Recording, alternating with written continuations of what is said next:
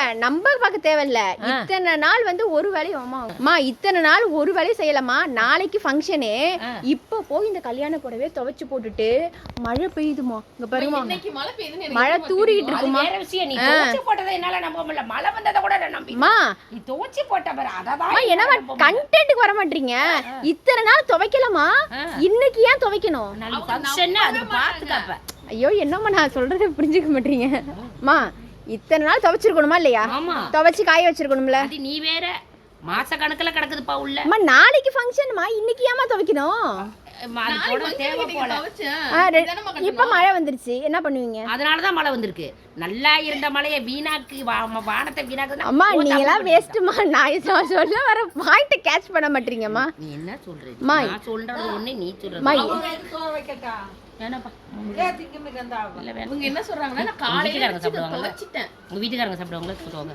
அவங்க வந்து நைட்டு வராங்களான்னு தெரியல. அவங்க என்ன சொல்றாங்கன்னா காலையில நான் இதுச்சு துவைச்சு போட்டுட்டேன். அத அவங்களால நம்ப முடியல. 2 மாசம் கையில துணி 2 மாசமா ஒரு ஃபங்க்ஷன், அந்த கல்யாண புடவைய வந்து நம்ம துவைச்சு காய போடணும்னு இல்ல.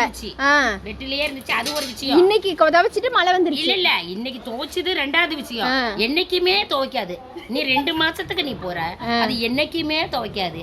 அது இப்ப துவைச்சிருச்சு. இன்னைக்கு அப்ப நாளைக்கு ஃபங்க்ஷன்மா, என்ன பண்ணுவீங்க? நாளைக்கு இத ட்ரையரை போட்டு காய வைக்க வேண்டிய, இல்லைன்னா அடுப்பு மேல காய வை. நீ காத்தாடியில காய வை. எல்லாம் இல்ல அடுப்பு ஸ்டவ்வுக்கு நீ காத்தாடியில காய வை. காலையில அயன் பண்ணி இத கட்டிட்டு போறேன். சரிம்மா. பாருங்களேன் சப்போர்ட்ட. 2 மாசத்துல நீ துவைச்சத ஆச்சரியப்படுற.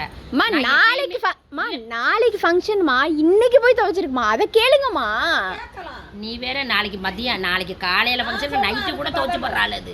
அந்த மாதிரி ஆளு அது. நீ போய் போங்கம்மா, எனக்கு எனர்ஜி தான் போச்சு, நான் போய் சாப்பிட போறேன்.